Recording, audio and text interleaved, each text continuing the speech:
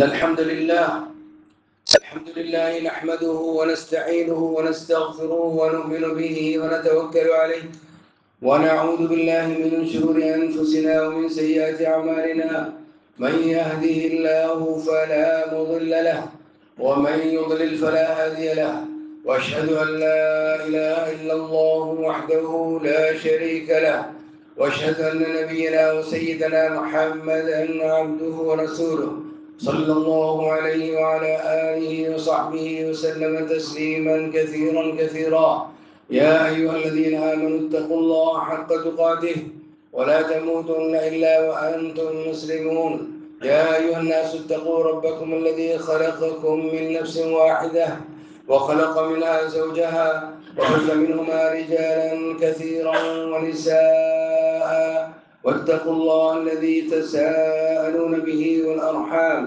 إن الله كان عليكم رقيبا اتقوا الله يا عباد الله أوصي نفسي وإياكم بتقوى الله تبارك وتعالى في السر والعلانية.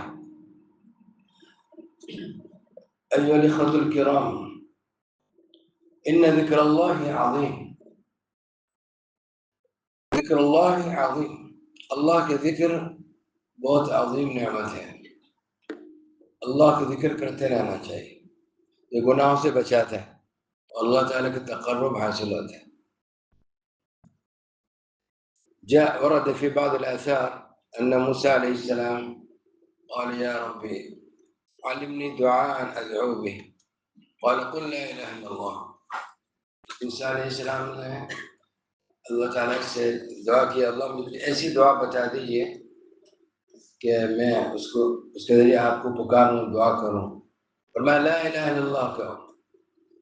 تو انہوں نے کہا یا اللہ، یہ تو سب لوگ کہتے ہیں جو بھی اہل ایمان ہے، یعنی کل واحد من اہل ایمان یقول لا الہ الا اللہ، سب کہتے ہیں.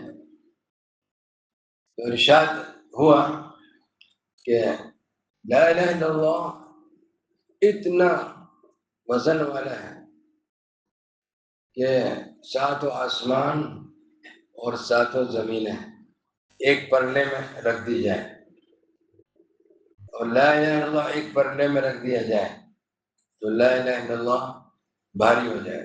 لو وضعت السماوات السبع والأرضين السبع في كفة ولا إله إلا الله في كفة لمالت لا إله إلا الله.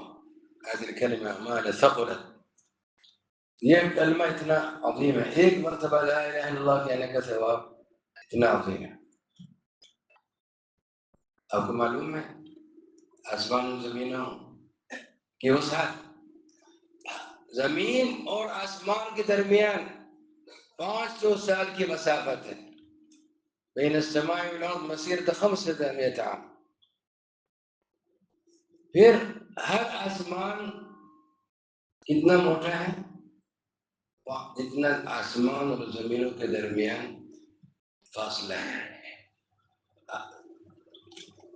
سمكة كل سماء كمثل كما بين السماء والارض. سمجھ گیا ہم لوگ؟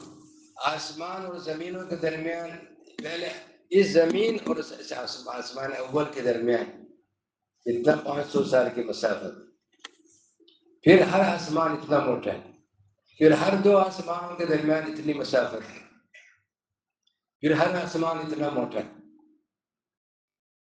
آئی بات سمجھ میں؟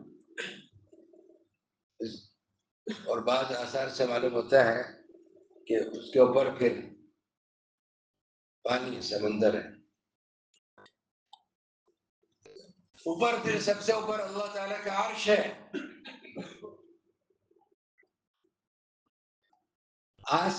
یہ 7 آسمان اور 7 زمینیں اللہ تعالیٰ کی کرسی، ایک اللہ تعالیٰ کا عرش ہے، ایک اللہ تعالیٰ کی کرسی ہے. یہ 7 آسمان اور 7 زمینیں اللہ تعالیٰ کی کرسی کے سامنے اتنی چھوٹی ہیں جتنا جیسے کہ ایک حلقہ، چھوٹا سا حلقہ ہو، وہ کسی جنگل میں پڑا ہو. اللہ تعالیٰ کی کرسی کے سامنے 7 آسمان اور 7 زمینیں اتنے چھوٹے ہیں کہ جیسے کہ ایک حلقہ کسی جنگل میں پڑا. پھر اللہ تعالیٰ کے عرش کے سامنے کرسی اتنی چھوٹی ہے جتنا آسمانوں اور زمینوں کی چھوٹے ہیں کرسی کے سامنے. آئی بات سمجھ میں؟ اللہ تبارک و تعالی اپنے عرش پر قائم ہے جیسے اس کے شان کے رہا ہے. اللہ تعالیٰ بے مثل ہے، اس کی کوئی مثال نہیں. مخلوق کی طرح نہیں، وہ بلا کیف بلا مثال، اس کا کوئی شبیہ نہیں، اس کی کوئی مثال نہیں. وہ جسم سے بھی پاک ہے، مخلوق کی صفات سے بھی پاک ہے. وہ ایسے ذات عالی ہے کہ اس کی جیسی کوئی چیز نہیں. لیس کمثلہ شیء وہو السمیع البصیر. اللہ تبارک و تعالی نے تمام مخلوقات کو پیدا فرمایا. اہل ایمان کو جنت کے لیے پیدا فرمایا اور اہل کفر کو جہنم کے لیے پیدا فرمایا. جس کو توفیق ہو گئی ایمان کی شکر ادا کرتا رہے. ایک حدیث میں فرمایا جددوا ایمانکم بلا الہ الا اللہ، اپنے ایمان کو لا الہ الا اللہ کے ذریعے تجدید کرتے رہا کرو. یعنی رینو جسے آپ لوگ کہتے ہیں، تجدید کرتے رہا کرو لا الہ الا اللہ. میرے دوستو، ایک مرتبہ لا الہ الا اللہ کہنا اتنا عظیم ہے کہ ساتوں آسمان اور ساتوں زمینیں سے بھاری ہے. یہ وہی کلمہ ہے کہ اس کے ذریعے نجات ہوگی. لا الہ الا اللہ محمد رسول اللہ، اسی سے نجات ہے. جس نے لا الہ الا اللہ محمد رسول اللہ نہیں پڑھا وہ ہمیشہ کے لیے جہنم میں جلتا رہے گا. ہر طرف سے اس کے لیے عذاب ہے، جہنم میں جلنا اور ہمیشہ کے لیے جل. اور اہل لا الہ الا اللہ ہمیشہ جنت میں، لیکن جو اس کے مطابق زندگی گزارے.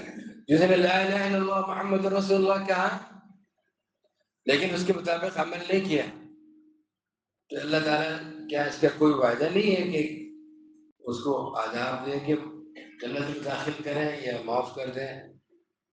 یعنی جنت میں ضرور جائے گا. عمل میں کوتاہی کرتا ہے تب بھی جنت میں ضرور جائے گا، لیکن کب جائے گا؟ گناہوں سے توبہ نہیں کی، ایسے ہی مر گیا اور اللہ نے اس کو معاف اگر نہیں کیا تو جہنم میں اس کو جلنا پڑے گا، پھر جنت میں داخل ہوگا. کتنا جہنم میں جلنا پڑے گا اللہ عالم. اس لیے میرے دوستوں کوشش یہ کریں، نیت یہ کریں کہ ہم اللہ کو راضی کریں اور لا الہ الا اللہ محمد رسول اللہ کے موافق زندگی گزاریں تاکہ سیدھے جنت میں جانے کا راستہ ہموار ہو جائے ہمارے لیے.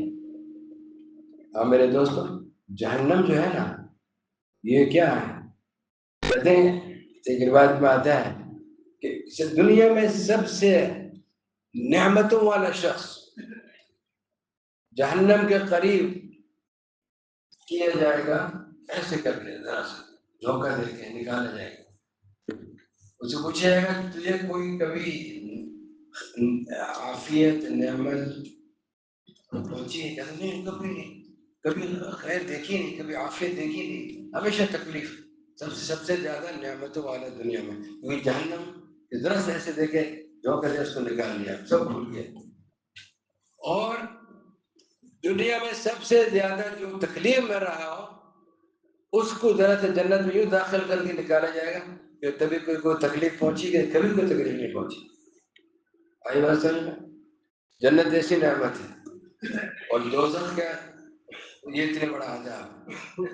میرے دوستو، جنت وہ اہل ایمان کے لیے اور جہنم کفار کے لیے.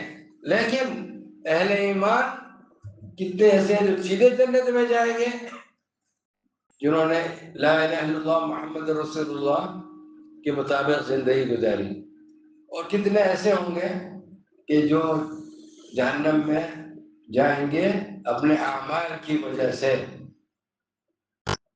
کتنے لوگ ہیں شراب پیتے ہیں، کتنے لوگ ہیں جو زنا کرتے ہیں، کتنے لوگ ہیں جو سود کھاتے ہیں، سودی معاملات کرتے ہیں، انٹرسٹ وغیرہ جو ہے سود، اور کتنے لوگ ہیں جو نمازیں چھوڑتے ہیں، کتنے لوگ ہیں جو روزے چھوڑتے ہیں، کتنے لوگ ہیں جو زکوٰۃ ادا نہیں کرتے، کتنے لوگ ہیں جو حج فرض ہے حج نہیں کرتے، ہاں کتنے لوگ ہیں. تو ان کے لیے کیا ہے؟ ان کے لیے کوئی وعدہ نہیں ہے کہ سیدھے جنت میں. اللہ تعالیٰ چاہے تو معاف کریں، چاہے تو ان کو پہلے جہنم میں بھیج دیں، عذاب میں مبتلا کر کے بعد میں جنت میں داخل تو ہونا ہے، لا الہ الا اللہ محمد رسول اللہ. لیکن جہنم میں جانا یہ معمولی بات نہیں میرے دوستوں، یہ تو بڑی مصیبت کی جگہ ہے، اور اندھیرا ہی اندھیرا ہے. دنیا کی آگ جو ہے نا یہ لال ہے، نار الدنیا احمر حمراء منورہ، لیکن نار جہنم مظلمہ سوداء. جہنم کی آگ کالی ہے، وہاں کوئی روشنی نہیں ہے. وہاں کوئی روشنی نہیں ہے، اندھیرا ہی اندھیرا ہے جہنم میں، عذاب ہی عذاب ہے. تو اللہ تعالیٰ سے ہم سب کو پناہ مانگنی چاہیے، اللہ ہم سب کو جہنم سے بچا اور جنت عطا فرما.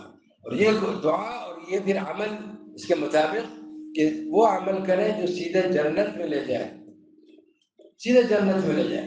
ایسے اعمال کرنے اور توبہ کرتے رہنے چاہیے ہم سب کو اپنے گناہوں کو. توبہ کرتے رہے، معافی مانگتے رہے اللہ تعالیٰ سے. روزانہ 100 مرتبہ معافی مانگے اللہ تعالیٰ سے.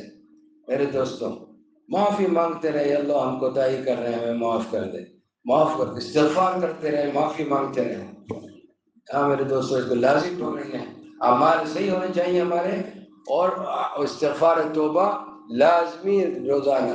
نبی کریم صلی اللہ علیہ وسلم ایک مجلس میں 100 مرتبہ یہ پڑھتے تھے رب اغفر لی وتوب علی انک انت التواب الرحیم فی مجلس واحد.